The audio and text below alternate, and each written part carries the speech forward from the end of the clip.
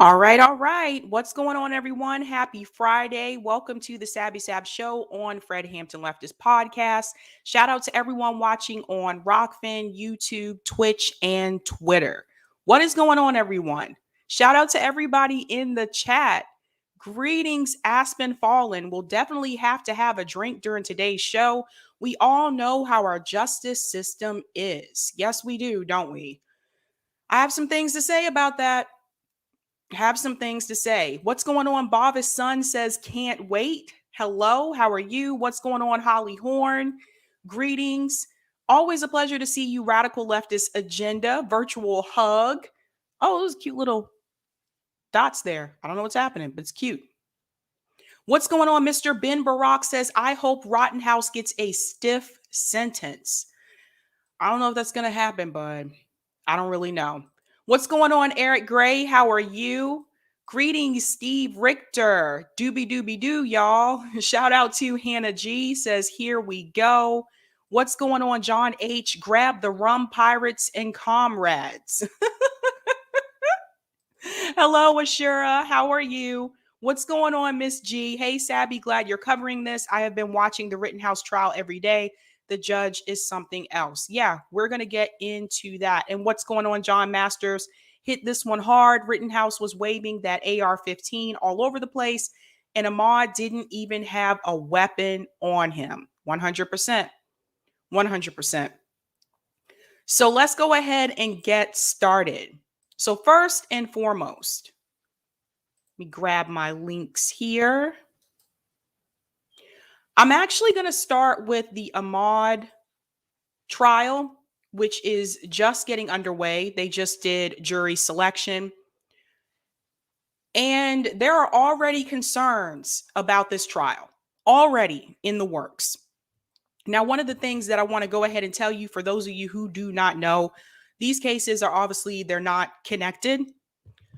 But I want to talk about these situations because I want to show you the difference. I want to show you what happens in this country when you are Black and when you are white. And I want to show you how they are already treating Kyle Rittenhouse versus the way that they are treating the Ahmaud Arbery case. Now, Ahmaud Arbery is not alive.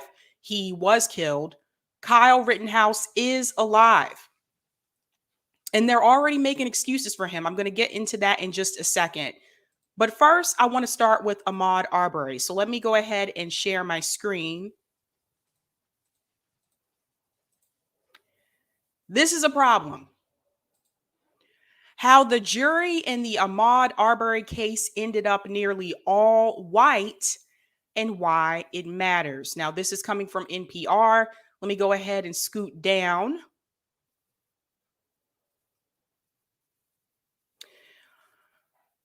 All right, here we go. After Simonces went out to 1,000 people and attorneys questioned potential jurors for more than 2 weeks, a panel has finally been selected in the trial of the 3 men facing murder charges for killing Ahmaud Arbery.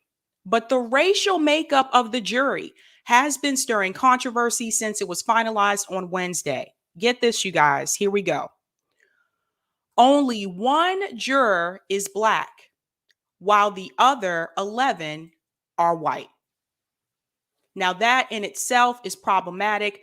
We already know that this is obviously a racially charged situation that we have here. And the fact that they only have 1 Black juror on this trial is highly, highly suspect. How do you even get to that point? You have 12 jurors. You can only pick 1 Black person. Are you kidding me? So right now, the odds are already against Ahmaud Arbery's case.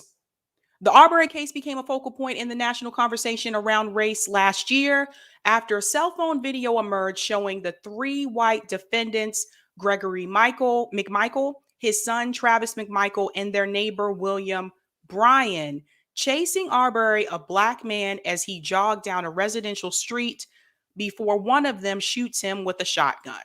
Let me scroll down. Over the course of jury selection, prosecutors in Georgia objected to defense attorneys as they repeatedly moved to strike potential Black jurors from the trial, calling it unconstitutional. And while Judge Timothy Walmsley acknowledged intentional discrimination in the panel, hold on to that, he acknowledged there's discrimination with the panel. He told the court he was unable to reinstate any jurors who had been dismissed, saying the defense made race-neutral arguments for tossing them. So here's the problem that I have with that. I'm going to come out.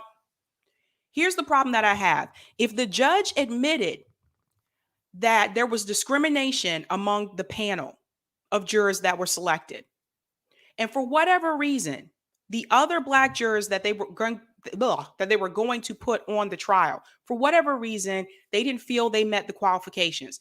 Okay, it is what it is.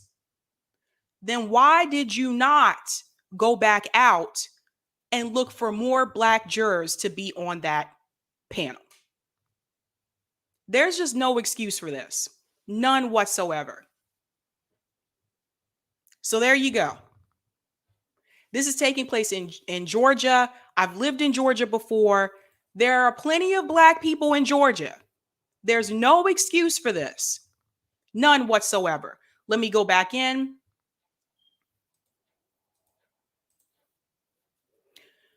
All right, here we go. They have been able to explain to the court why, besides race, those individuals were struck from the panel. Yada, yada, whatever. You should have chosen other Black people as well. With opening statements in the trial set to begin early as Friday, criminal justice advocates, legal experts, and other observers of the case are voicing concern about how the lack of diversity on the jury could affect the outcome of the trial. This is 100% true. We've all seen this before. We saw it with the O.J. Simpson trial. That was obviously why they made sure to include more Black people on that trial. Now, not, giving kudos to O.J., but I'm just saying it does matter. There is a long and ugly history of excluding Black people from juries, particularly in the South, and we have just not figured out a way to escape this legacy. Now, that's coming from a law professor at Drexel University. In a case that seems to have so much to do with race, how can it be acceptable to have a jury with only one Black person on it, particularly in a county with a large African-American population? Thank you. 100%. Let me pop out for a second, and I want to tell you something else about this trial. So, let's be clear here. Let's go back to when this all happened. In the beginning, when Ahmaud Arbery was shot and killed by those three men, this situation wasn't even reported on mainstream media when it happened.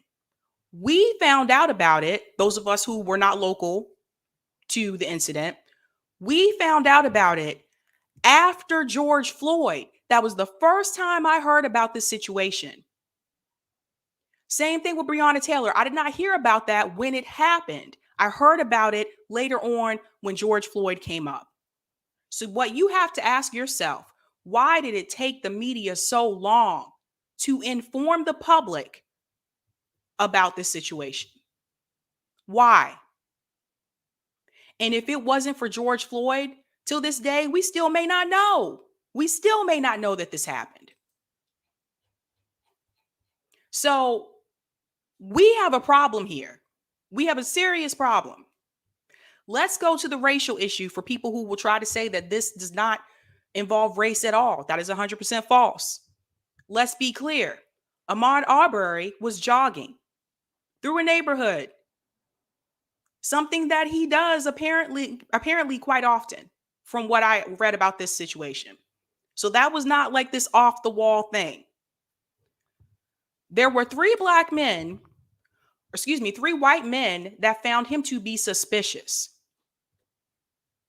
So we have to ask ourselves, why did they find him to be suspicious? If it was a white man who was jogging through that neighborhood, would they have been as concerned? Now, they went on to say that he was looking through a window of a house. Now, to be clear here, in the South, it's actually very common During construction, my dad and I used to do this as well. When they are building houses, especially in new subdivisions, it is actually quite common for people to take a walk, take a jog, and look inside the houses. These are when the houses are still open. It has not been sold. This is not something that is uncommon. I want to make that very clear.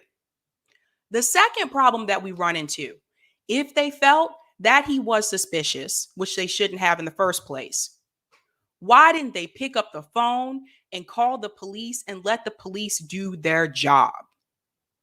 Why? They tried to take matters into their own hands. Now, we've seen this before. We saw this with the Trayvon Martin situation where George Zimmerman, he did call the police. They told him to stay inside, and he went out there and took matters into his own hands. The fact that those three men could just run up on him and kill him and be okay with that, that is a problem. Later on, it came out that the DA was actually hiding evidence with this situation, that the DA knew that that video existed and hid it. This is why when I tell people that we don't really have a justice system in this country, we don't. We have an injustice system. I was just on RT's Crosstalk talking about this exact same thing. We were talking about dual justice.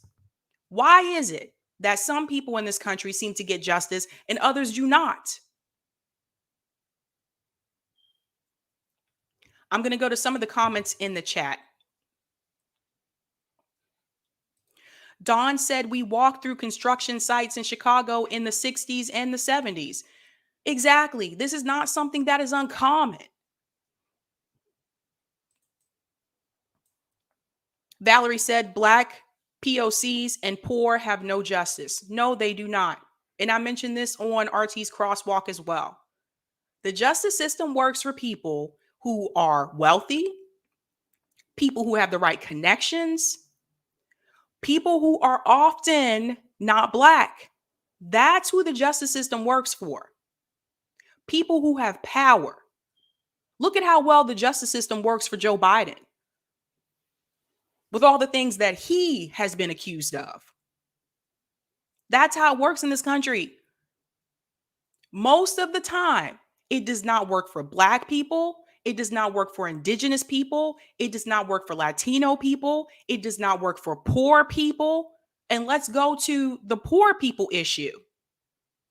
Because one of the problems that we have in this country is we have people that are sitting in jail that honestly may or may not even be guilty, but they're sitting there because they can't afford cash bail. That's how corrupt the justice system is in this country.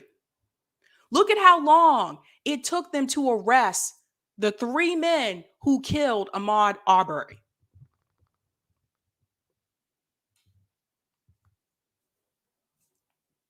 Danny says Hunter Biden. That's another example. Hunter Biden is on video, smoking crack, not arrested because he's Joe Biden's son and Joe Biden has power and because they are wealthy. This is exactly why celebrities can commit crimes and not go to jail.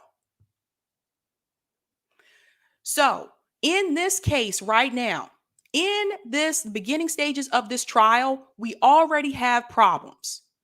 They are already selected a jury where there is only one Black person on the jury and everyone else is white. Hasn't even started yet, and we already have issues. I want to show you something else too, because this is also important. Now, check this out. Legal experts say that this can lead to imbalances in Glenn County, where Arbery was killed, and the trial is happening. So the trial is taking place in the county where he was killed. Nearly 27% of the population is Black. This is a white town, predominantly white town. I don't think he is going to get justice here. I don't think his family is going to see justice. It is an absolute problem.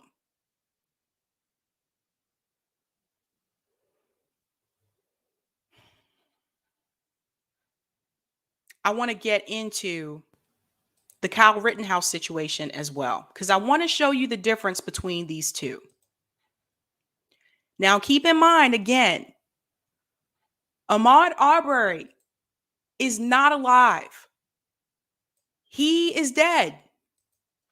Kyle Rittenhouse, however, is alive. And people are already making excuses for him. And he is the one who was shooting people. Graphic videos played for the jury today in the Kyle. Hold on one second. Let me share my screen. So one of the things that happened, this has already happened now, just giving you a heads up. The judge for the Kyle Rittenhouse case, he has come forward to say that he will not consider the people that Kyle Rittenhouse shot, he will not consider them victims. They are not to be called victims during this trial. That is from the judge. That is from the judge. He said that victim is a loaded word. Really? The trial is already going in Kyle Rittenhouse's favor. Watch this. I'm going to share my screen. They're trying their best to make him seem innocent. So I'm going to go ahead and play this video really quick. Let me mute my mic.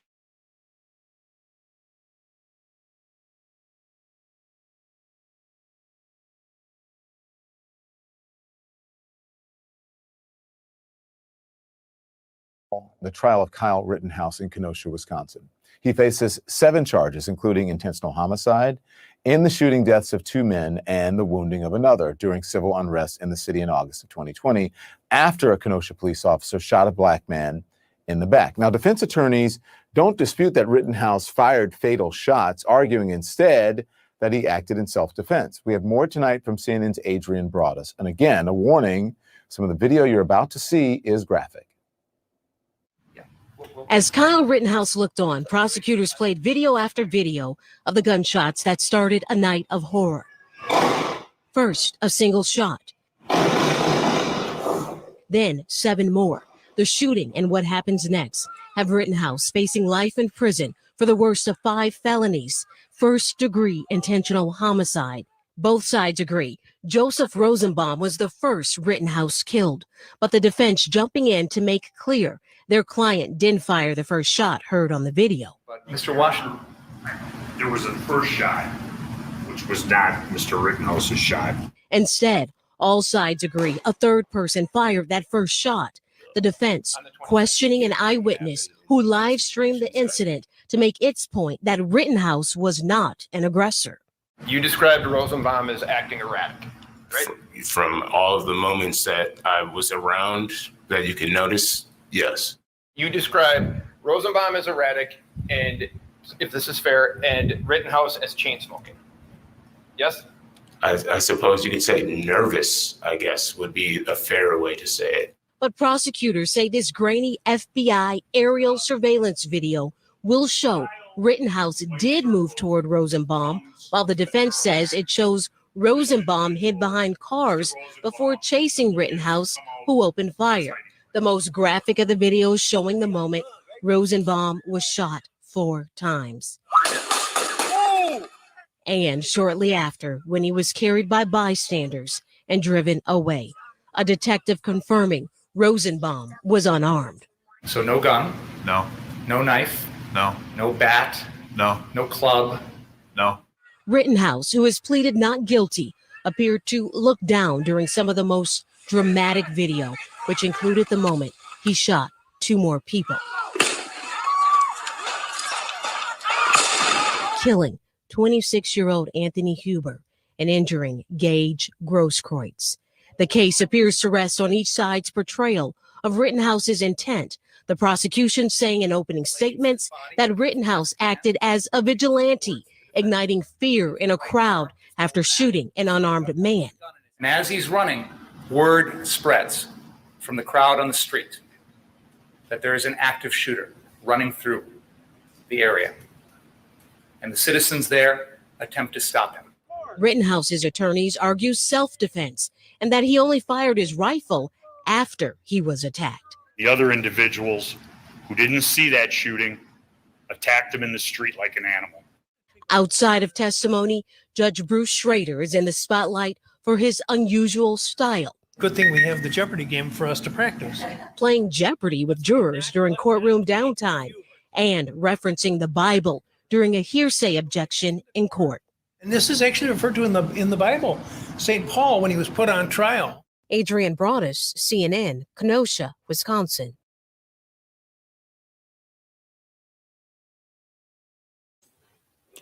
Now, there's something else I want to show you as well that has happened recently in reference to this trial. But I want to make something clear here. They are really focusing on the fact that he didn't fire the first shot. What they are not focusing on is the fact that Kyle Rittenhouse should have never been there to begin with. Kyle Rittenhouse lives in Illinois. This incident happened in Kenosha, Wisconsin. The fact that Kyle Rittenhouse got out of his bed, got into his car with a rifle, and drove from Illinois to Wisconsin to play vigilante, that is a huge problem.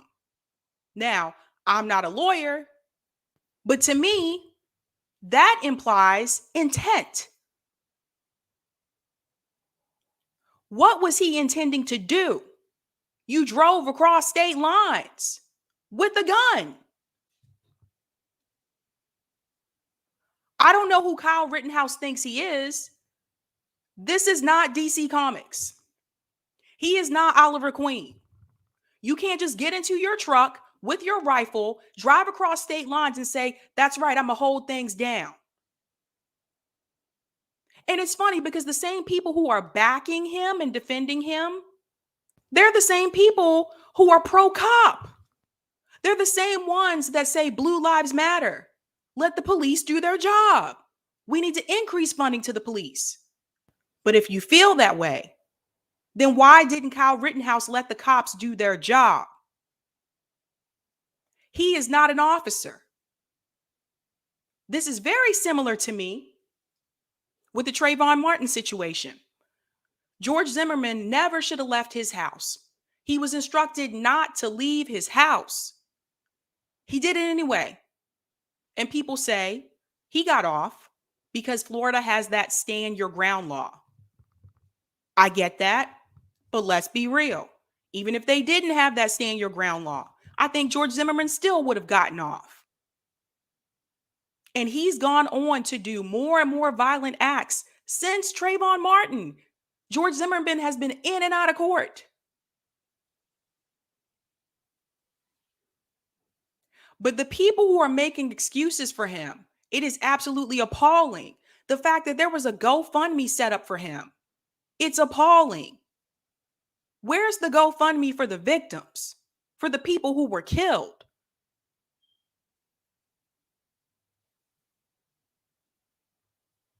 You believe in cops so much, then you should believe that they can do their job. But this is a very slippery situation because if he gets off with this case and he is not sentenced to prison, this is going to leave this notion that anytime a person feels like there is unrest in this country, that they can do the same thing that Kyle Rittenhouse did. Well, let me take that back a step. Any white person, because let's be real. If Kyle Rittenhouse was black, he would have never even made it to that scene. Because as soon as they would have seen a black teenage boy walking down the street with a rifle, he would have been arrested. Hell, probably even killed. The fact that he could just walk down the street like that with a rifle right next to police officers, and they encourage him. I saw the videos. Thanks for the help. We appreciate it. This is what privilege looks like. When people say that they're not privileged because they're not wealthy, I get that one a lot, by the way. You guys ever hear people say that? I'm not privileged because I'm not wealthy. That's not what privilege means. You can have privilege based on your skin color in this country. And we see this time and time again. And we see it often with the justice system. A white person, a black person can do the same crime, have no criminal history, and the black person will get more time. That's the justice system that we have in this country. Some people are also trying to make this a left-right issue. I want to be very clear here. This should not be a left-right issue. This is a human rights issue. Nobody should be able to just do that.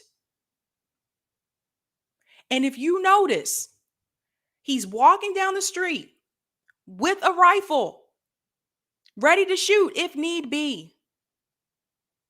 And we have black people who are killed in this country by police officers, and they have no fucking weapon at all. We've seen it time and time again.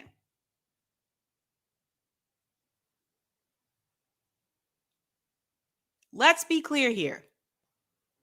George Floyd was handcuffed and on the ground. No weapon. Killed. Oscar Grant, also handcuffed and on the ground, shot in the back, killed. No weapon. The fact that in this country, black people are automatically seen as a threat, it's a problem, and it shows in the justice system. It is interesting to me how many people were so quick to come to the defense of Kyle Rittenhouse. Oh, that poor thing. We got to help him.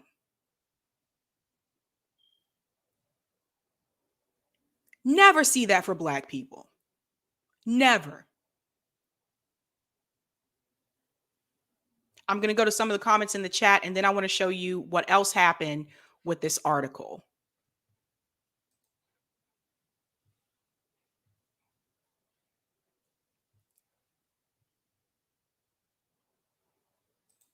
Laura Henson said, people around the world see the videos. Many know the American hypocrisy regarding human rights. It's very true. It's very true. And I've lived in other countries. They know how things go down here.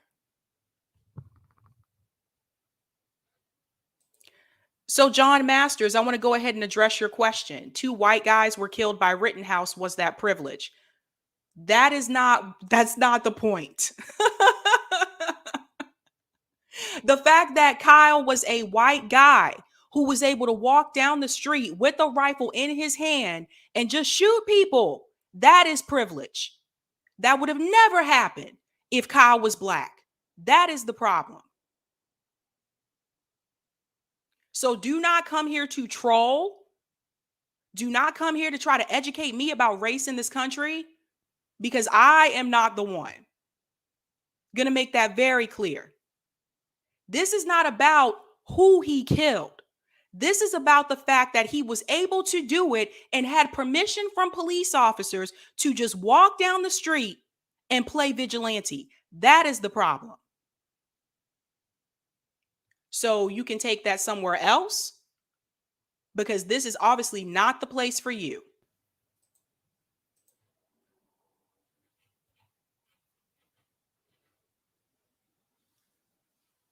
So there.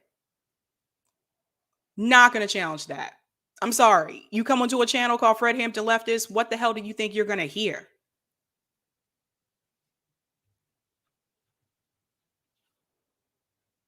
Miss G says it's about how he is being treated. These people are clueless, Sabby.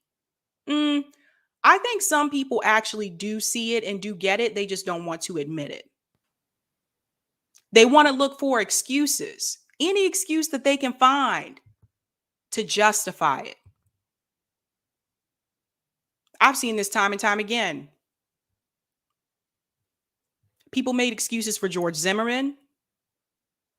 People were making excuses for Derek Chauvin. And hell, all of us saw that video. Really? And I'll tell you why people do it.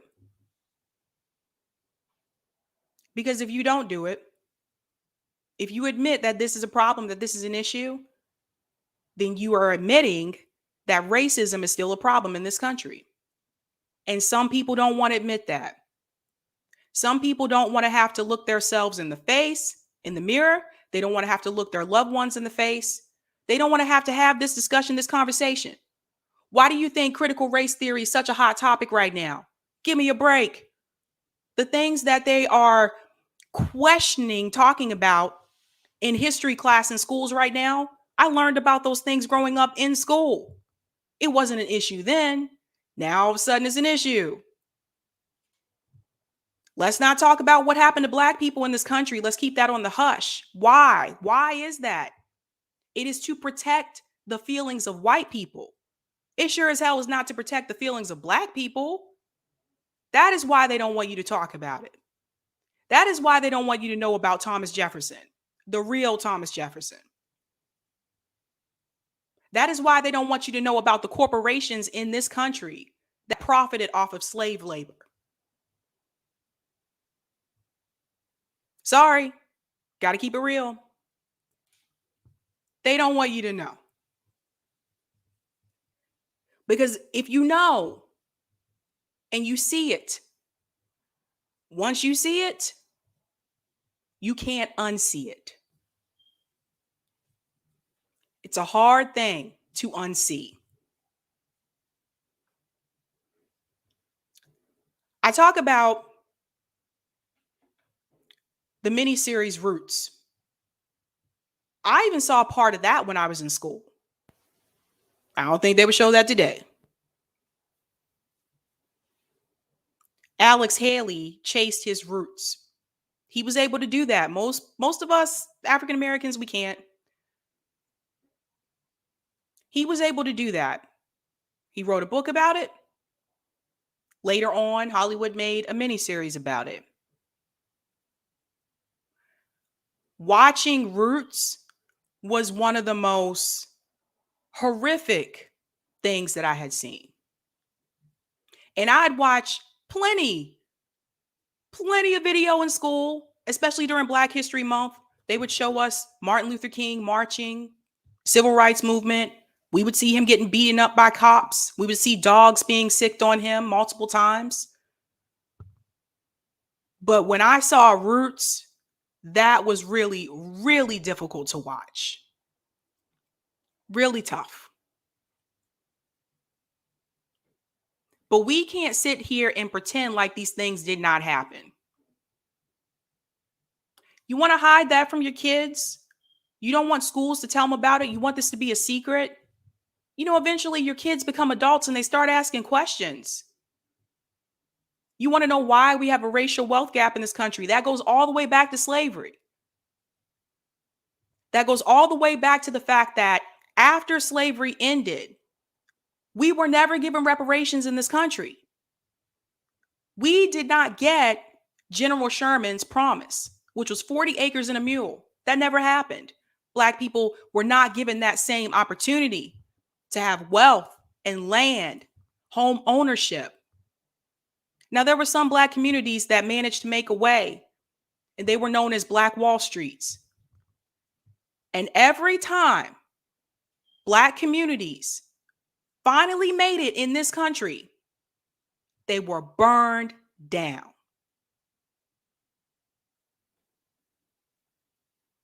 So when people come to you and they tell you to pull yourself up by the bootstraps, why don't black people just pull themselves up by the bootstraps? LeBron did it. Oprah did it. Those people are outliers. They are not the majority and they are not the norm.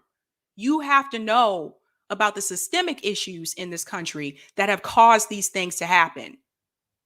And you also need to know about the history. So you can try to hide it from them, not have them learn it in schools. They can look it up on the internet. You're dealing with the internet generation. You really think they're not going to find a way to find these things?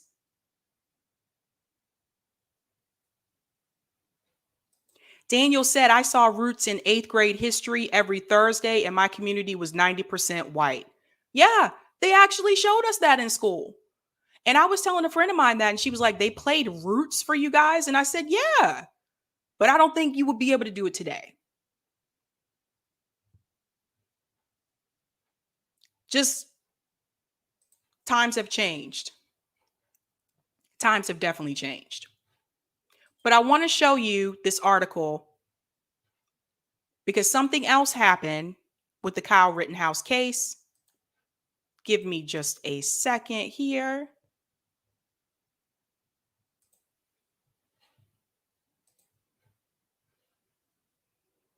All right, here we go.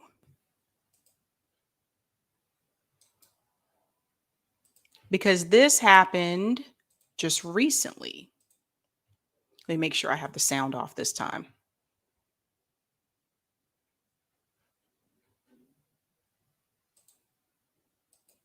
All right, here we go. I wish Don Lemon would just go away. I don't even want you in the corner of this article. All right, listen to this, you guys. I'm going to share my screen.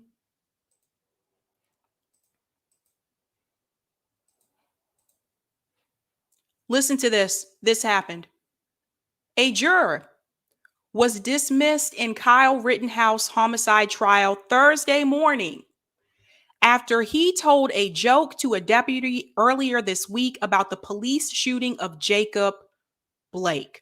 For those of you who don't know, Jacob Blake was the one who was shot in the back by a police officer multiple times. He did live, but he is paralyzed. So I just want to put that out there so in case you're not aware. The incident occurred when a male juror made a joke about the shooting while being escorted to his car. Now, this is somebody who was sitting on the jury. You get this? Somebody who's sitting on the jury. And they vetted this dude. They said, I'm going to summarize what I remember, what I was told. And this is what the judge is saying. He was telling a joke. He told the officer, he made a reference about telling a joke about why did it take 7 shots to shoot Jacob Blake? Something to that effect. Kenosha County Assistant District Attorney Thomas Binger took particular issue with the incident. The joke is in bad taste. There are a plethora of bad jokes out there with everything to do with all this. This is one of them. But I think the rest of this joke, as it were, suggests some sort of racial bias, which I think comes into play 100%. The judge called the juror into court for questioning. The juror affirmed he told the joke, but declined to repeat it. So again, if it was a meaningless joke, why would he have no problem repeating it? Why would he have no problem repeating it? Going on, the juror, a middle-aged man, looked ill at ease, fumbling to hold a portable microphone and speaking through a multicolored face mask, according to a pool reporter in court. My feelings is it was nothing to do with the case. It was nothing to do with Kyle and his charges. This is what he said to the judge. Both the defense and the prosecution agreed to dismiss the juror, and the judge admonished him while doing so. It is clear that the appearance to bias is present, and it would seriously undermine the outcome of the case. But this guy was vetted. This is what I want you guys to understand. Jurors are vetted. Like, You don't just become a juror. Going on, the jurors' dismissal leaves the panel with 19 jurors made up of 11 women and 8 men. The number will be narrowed to 12 once deliberations begin. The jury was selected in a single day without the use of preliminary questionnaire. Red flag. The juror was selected in one day without the use of preliminary questions. How did that happen? You just threw a bunch of people together and said, okay, you can be on the jury? How did you not ask them questions?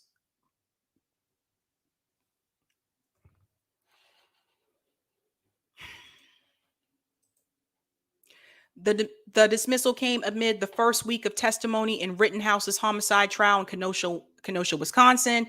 Rittenhouse, 17 at the time, killed 2 men and wounded another during a volatile unrest after police shot Blake, a 29-year-old black man, 7 times on August 23rd, 2020. Blake was left paralyzed.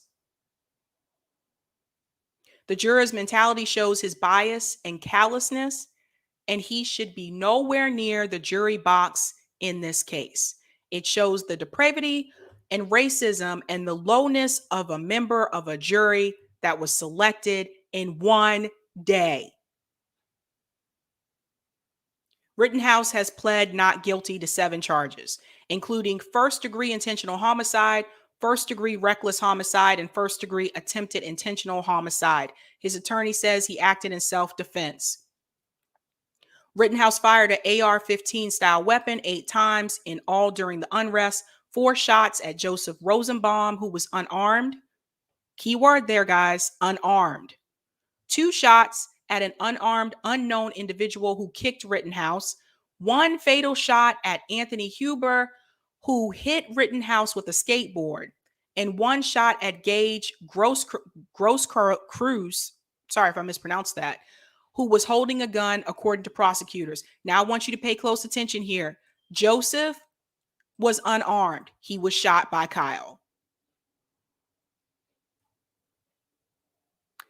2 shots were fired to an unknown individual. They didn't figure out this one's name, who kicked him.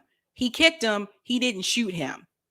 So a kick warrants a gunshot. And Anthony Huber hit him with his skateboard. So a skateboard hit warrants a gunshot. The only person that seemed to have a gun was Gage. He was holding a gun. The other ones were not. Let me pop out.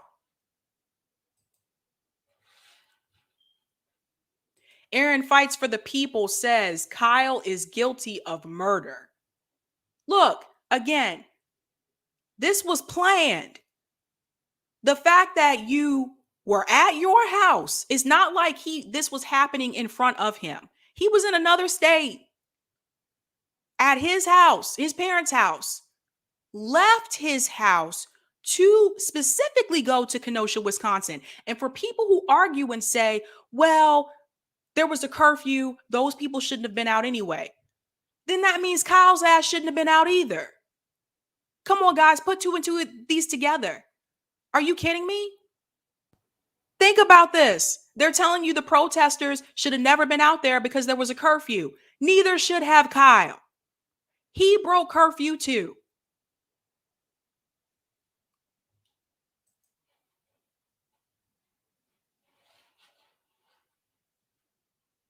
He put himself into this situation. This is the point I really want to drive home here. Nobody showed up at his house. He left his home and chose to go into a violent situation or a hostile situation at that time. He put himself in that position. It's a problem. And they are already making excuses for him. The judge is already saying, we're not going to call them victims because it's a loaded word.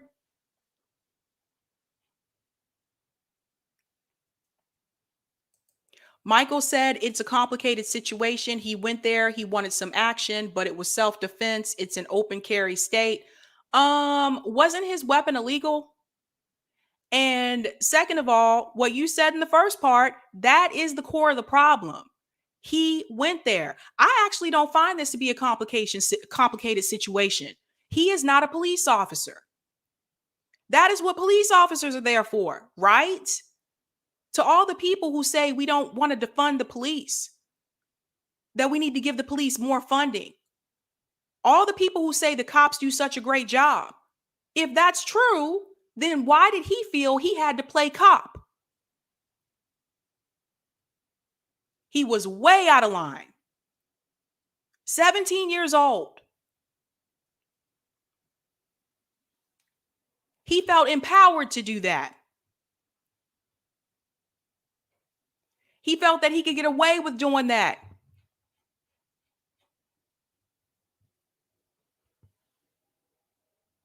Eric Thomas says, Michael going there looking for action makes him liable. Exactly. Exactly. He went out into the action. People are out there talking like a mob showed up at his parents' house and he had to defend himself. No, he was safe at home. He chose to leave a safe place and go into a situation that really at that point in time didn't have a damn thing to do with him. There were police officers there. You let them do their job.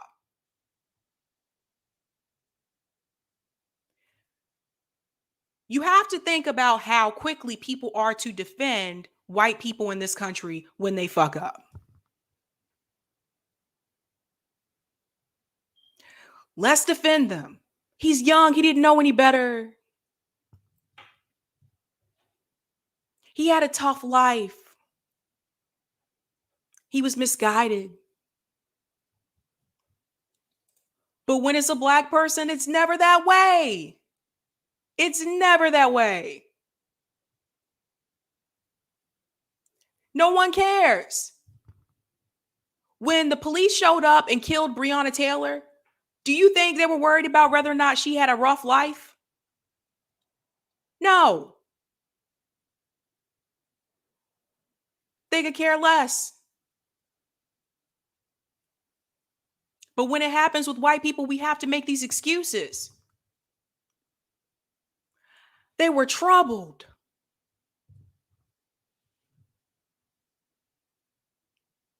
No way in hell. No way in hell. So you have two trials. Both of them are already having problems with the jury selection. Both of them. Ahmaud Arbery, one black person on the jury. One. In a town that is predominantly white, which is where the trial is taking place. Kyle Rittenhouse, they just had to dismiss one of the jury members. He's making racist jokes.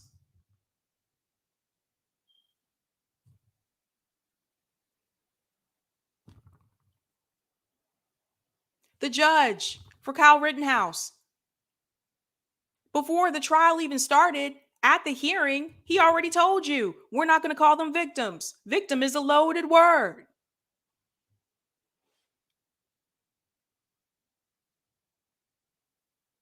So I want everyone to take a second, and I'm going to do a little activity.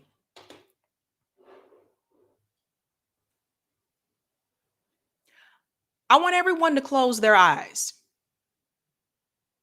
Except for me, of course, because I look at the camera. I want you to pretend that there's a protest going on. People are out there past curfew. I want you to pretend that a teenage boy gets into his car, leaves his home with his rifle, and says that he's going to come help out the police. Doesn't live in that state, lives in a different state. Gets out of his car when he arrives there, walks down the street with the rifle. One person approaches him, no weapon, shoots them. Another person approaches him, has a skateboard, hits him with a skateboard, shoots them.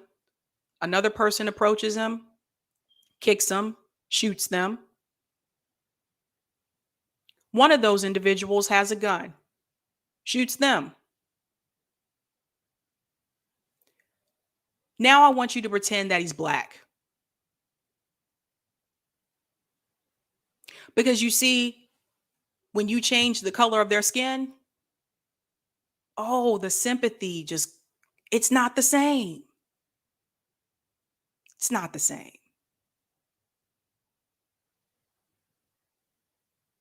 People are out there calling him a hero.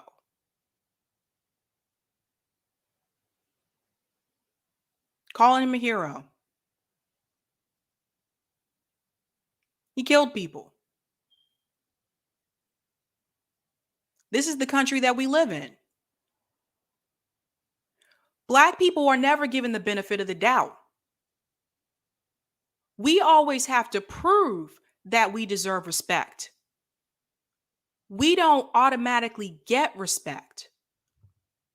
We have to prove that we are not going to harm you. We have to prove that we are not going to try to kill you. We have to prove that we're not going to try to mug you. In the school system, we have to prove that we're smart. And they do that by standardized tests, which is bullshit. Because standardized tests don't actually prove your intelligence. But that's a whole nother story. When Black people are stopped by police officers when they're driving a nice car, we have to prove that it's our car. We have to prove it's not stolen. I had a friend of mine going to their own house, bombarded by police officers right at his front door. His own house. They wanted to know what he was doing there. He told them, I live here. They didn't believe him. They had guns pointed at him because a neighbor thought that he was suspicious at his own house. He had to pull out documentation to prove that it was his house.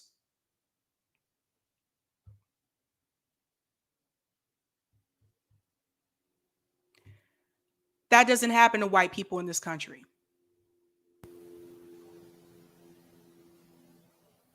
So when you say that you don't have privilege because you are not wealthy, you don't know the definition of privilege.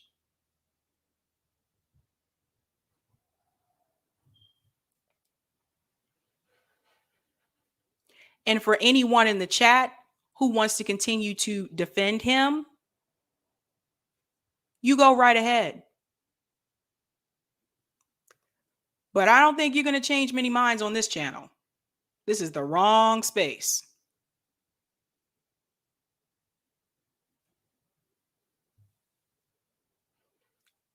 Joy Duncan said the key to the house wasn't enough. No.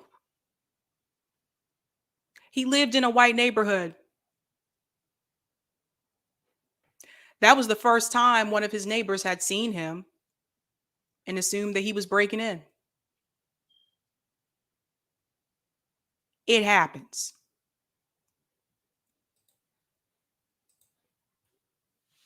I personally don't trust any cop. I don't care how nice they are. I avoid police officers at all costs. My parents had to have that talk with me when I was a kid. What to do, what to say, what not to do. So I avoid them like the plague. There's not much I need to say to them, and there's not a damn thing they really need to say to me.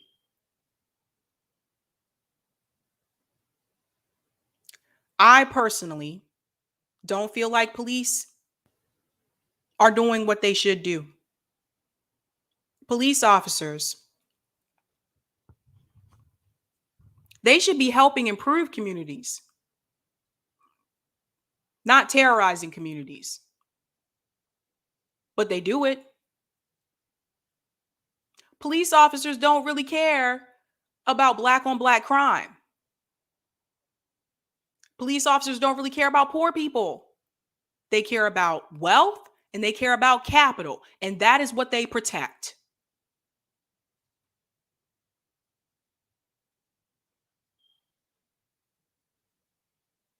So, that is my take on that. And I want you to pay very close attention to these trials. And I want you to mentally prepare yourself for the outcome. I personally am not hopeful. I am not. And it's one of those things I think people need to understand. Some of us out there, Black people, some of us know people that were personally affected by Joe Biden's crime bills. Some of us know people that were personally affected by the 2008 housing crisis. And when you have the experience, when you've seen the things, when you've seen the systemic issues in this country affect people that you love, affect people that you care about, and you've seen them constantly try to claw their way out of these situations, only to see that once you're in the system, you're in the system. Even if you get out, they find a way to put you back in. Some of us have lived in Black neighborhoods where we've seen police officers taunt people, harass people who were doing nothing wrong. They got to make that quota. And until you have that experience, do not come to me or any other Black person and try to tell us how things really are. Super Patriot is 100% correct. The system is broken. 100%. A lot of times, the punishment don't fit the crimes. A lot of times, it's all about who you know, how much money you have.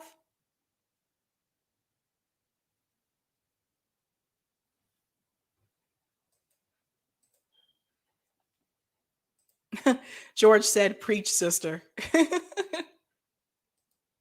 But let's pay close attention to these trials, you guys. And I'll be here along the way. But I'm here to tell you, I already notice differences between the two. We really haven't gotten far yet. Now, if you want to see more Sabby, come join me at 8 o'clock tonight. I will be on my channel, Sabby Sabs, and I am going to talk about Kashama Sawant's recall. That is going on. Actually, a couple people from her campaign are actually going to be on the stream with me. They're going to talk about that. I'm talking about India Walton's loss. There's a whole vicious comments brewing from Democrats. And I'm also going to talk about Don Lemon blaming progressives, because it's never the Democrats' fault that they lose. It's always somebody else's fault. So I'm going to get into that at 8 o'clock. It's 7 p.m. I got to peace out. Have a good night. Keep up the fight.